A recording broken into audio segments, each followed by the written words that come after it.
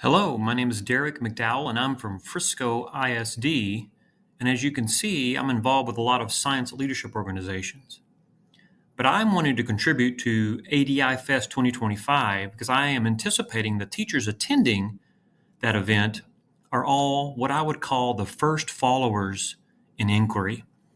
I can imagine the teachers attending are those wanting to engage in all these new three-dimensional concepts with the SEEPs and the RTCs with the new standards. But if you want to be a first follower that starts a movement, you need to be a change agent. So I have a session called Teacher Leader as Coach. And so this session is all about how you coach adults. And adults learn a lot differently than our students do.